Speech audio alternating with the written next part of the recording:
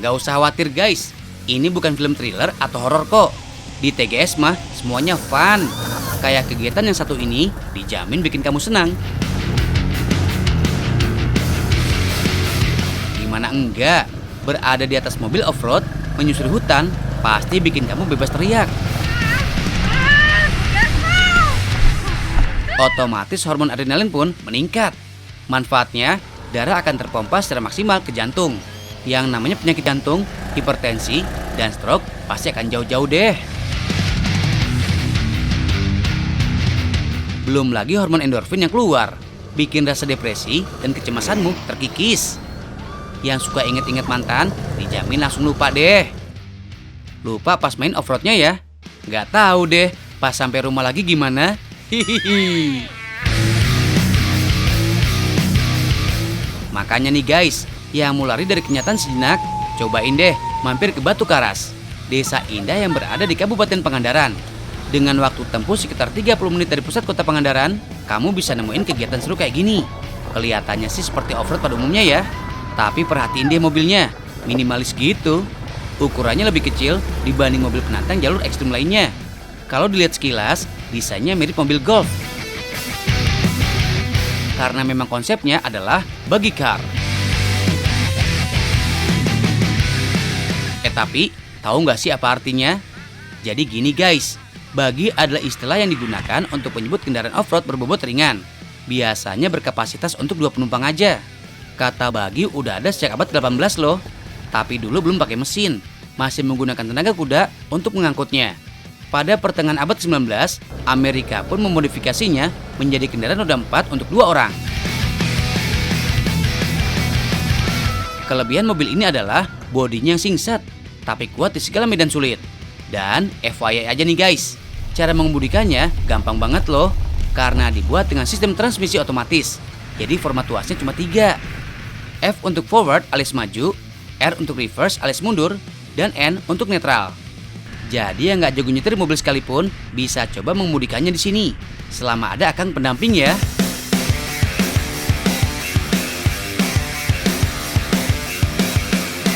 Di seantero Pangandaran sendiri, baru di sini aja ada wahana off-roadnya. Karena mobil bagi komodonya baru masuk sekitar 2 bulan yang lalu. Dikirim langsung dari pabriknya. Kamu akan menikmati trek dengan waktu 3 jaman dengan start point di Dusun Cidahu, Desa Batu Karas. Kemudian masuk ke area Pasir Gadung berupa wilayah perbukitan yang membentang di 2 desa, yaitu Desa Batu Karas dan Desa Cemerak. Sepanjang jalan, kamu bisa menikmati pemandangan ijo royo-royo yang masih asli banget dengan jalur yang emang cuma muat 1 mobil. FYI, walaupun mobil bagi komodonya baru ada, tapi treknya tersedia dari dulu. Karena ini adalah wilayah perkebunan warga dan jalur keluar masuk kendaraan proyek tambang. Oh iya, kalau lagi main off-road, kamu harus siap basah ya guys. Apalagi sedang musim hujan kayak gini. Gak cemong lumpur, gak seru. Di beberapa spot ada genangan air yang lumayan nih. No, jangan jiper guys. Karena ban mobilnya punya daya cakram yang baik. Jadi gak akan slip di jalan tanah yang licin. Transmisi otomatisnya pun sangat membantu. Kalau ada tanjakan curam, pengemudi jadi gak ribet gonta-ganti gigi. Tuas majunya aja bisa menanjak di kemiringan lebih dari 45 derajat. So, what are you waiting for? Siapin budget 500 ribuan untuk ngerasain sensasinya. Jangan lupa, booking minimal 1 hari sebelumnya ya, biar bisa disiapin performa mobilnya. Nggak ada salahnya kan menyisihkan uang demi kesehatan tubuh, terutama demi seimbangnya hormon adrenalin. Karena tahu nggak sih guys, kekurangan hormon adrenalin atau bisa disebut juga epinefrin bisa bikin kamu depresi, mudah lelah, dan gula darah jadi nggak stabil. Tapi jangan juga sampai kelebihan adrenalin, karena efeknya juga nggak bagus.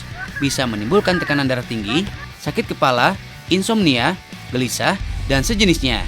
Ya gejalanya kayak orang lagi patah hati deh. Jadi harus pas-pas aja. Makanya kegiatan menantang dan menebarkan sekali-kali itu emang perlu. Oke deh, selamat mencoba ya guys.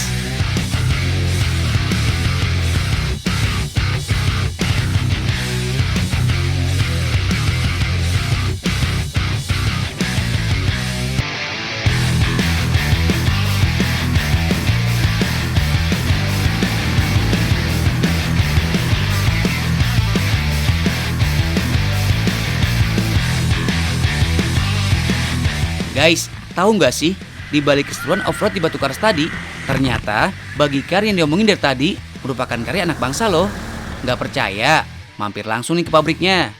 Letaknya ada di Jalan Kolonel Masturi, Kota Cimahi, Provinsi Jawa Barat. Kalau di Batu Karas, Pangandaran, kamu cuma bisa lihat versi lamanya.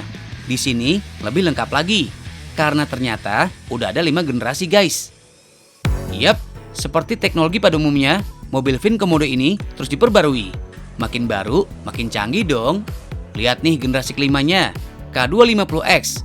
Yang satu ini disebut juga tipe patroli. Model keren ini didesain langsung oleh para insinyur Indonesia, dimulai dari sketsa digital. Proses ini nggak main-main guys, karena pasti akan menjadi acuan ketika diaplikasikan ke barang fisiknya. Yuk, lanjut turun ke bengkel produksi. Di sini udah mulai dikerjakan semua guys. Mulai dari kerangka fisik, bentuknya udah menyerupai mobil. Istilahnya roll kit atau turbular. Jadi udah satu kesatuan gitu. Kalau udah begini, tinggal pasang suspensi dan engine deh. Satu orang punya tanggung jawab masing-masing. Kalau udah kelihatan bentukannya, biasanya dihaluskan biar karat di besinya hilang. Selesai dipoles, lanjut pasang lantai, bagasi belakang, dan bodi samping. Nah, tahap finishing biasanya beda ruangan guys. Kalau yang tadi bengkel kotor, ini versi bersihnya. Karena udah masuk ke pemasangan spare part. Jadi suasananya harus lebih tenang gitu. Biar konsen cenah. Tahu nggak sih guys, struktur mobil ini dibikin seperti pesawat terbang loh. Metodenya adalah light structure method. Jadi, nggak heran kalau suatu saat mobil Vin Komodo ini dikasihin sayap, terus bisa terbang deh. Oh iya, semua pembuatannya menggunakan sistem hitungan matematika. Jadi buat kamu yang malas belajar matematika, yakin guys, coba dalami lagi deh. Siapa tahu bisa bikin mobil kayak gini. Kamu tahu nggak sih, semua bahan untuk membuat mobil Vin Komodo ini asli dari Indonesia loh. Nggak ada tuh yang namanya impor dari luar negeri. Karena konsepnya adalah teknologi anak bangsa, jadi benar-benar harus memanfaatkan produk dalam negeri. Untuk satu mobil aja, ada sekitar 2000 komponen yang dibutuhkan. Wiu. Kalau ditelaah, sebenarnya banyak mobil yang dibuat oleh orang Indonesia. Tapi nggak ada yang sampai dijual begini guys. Biasanya produksinya cuma satu kali untuk pameran. Nah, kalau Vin Komodo ini, kamu bisa mengoleksinya langsung di garasi rumah. Hehehe. Mobil ini mulai dirancang sejak tahun 2005. Berawal dari riset pasar, desain kemudian dibuat pada tahun 2006. Lalu pada 2007 mulai dibuat. Di 2008 lah tes prototipenya dilakukan. Dulu mah cuma 180 cc guys. Transmisinya pun masih manual 2 tak. Lalu tahun 2010 diganti jadi 250 cc dengan transmisi otomatis. Berbagai percobaan dilakukan sampai benar-benar menemukan formula yang pas. Akhirnya pada 2017 keluarlah versi terbarunya. Sampai sekarang tim pengembang di sini masih tetap riset guys. Karena teknologi tuh seperti kehidupan manusia. Perjalanannya ibarat dari bayi sampai beranjak dewasa. Harus ada perkembangan gitu. Kalau udah jadi, nggak langsung dikirim ke konsumen kok. Test drive dulu kita. Uji cobanya harus di segala medan. Dari mulai jalan aspal yang mulus sampai tanah berbatu.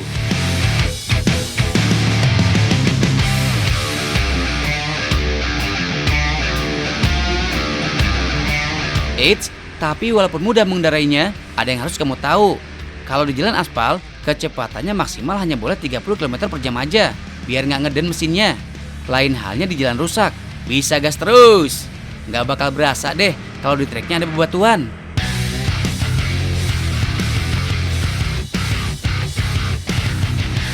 Sebenarnya mobil Komodo ini dibuat untuk apa sih? Banyak banget guys. Kalau disebutin satu-satu, bisa jadi 3 episode nih. Hihihi. Intinya adalah untuk menjadi media penyambung jalur darat di Indonesia. Karena, tahu nggak sih, di negara kita tercinta ini, perluasan darat yang ada infrastrukturnya tuh cuma 4,7%. Sisanya jalan rusak, terhalang hutan, atau tantangan-tantangan lain. Makanya mobil ringan ini cocok banget untuk keperluan off-road. Seperti mengangkut hasil panen, patroli daerah perbatasan, pembukaan jalur di hutan belantara, sampai ke misi evakuasi. Karena udah didesain sesuai kondisi alam Indonesia. Vin Komodo ini kami rancang untuk menyambungkan desa-desa di Indonesia sehingga nanti bisa membawa hasil panen yang terdekat ke pasar yang terdekat gitu.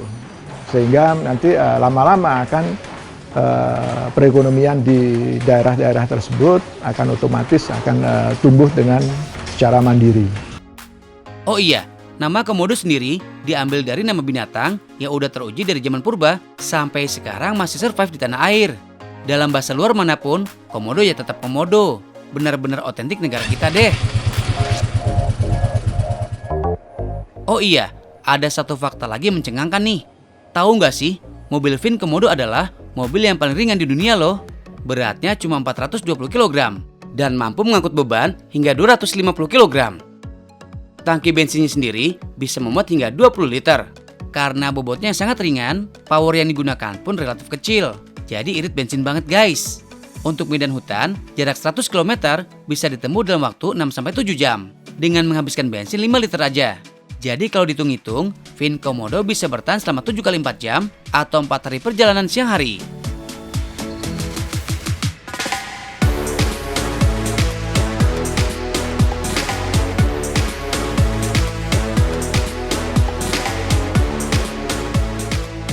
Karya seperti ini memang harus dihargai. Jangan melulu membanggakan produk luar negeri. Yang lokal gak kalah bagus kok. Seperti pesan Pak Ibnu nih.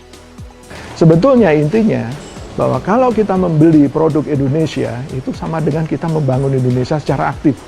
Karena di sana itu akan nanti terbangun step by step, produk di Indonesia itu makin bagus dan dampaknya itu bukan dampak jangka pendek, tetapi jangka panjangnya itu adalah bangsa ini akan bisa mandiri dengan produk-produk sendiri. Dan sebetulnya kita bukan masalah bersaing dan tidak, tetapi di sini adalah kita akan membuat yang namanya kemandirian bangsa sebetulnya. Kalau kita mempunyai kemandirian di sana, maka kita bisa mensuplai atau mencukupi kebutuhan bangsa kita sendiri. Seperti itu sebetulnya tujuannya. Nah, setelah semua kecukupan bisa mencukupi kebutuhan di dalam negerinya, maka tidak menutup kemungkinan kita akan expand ke negara-negara lain.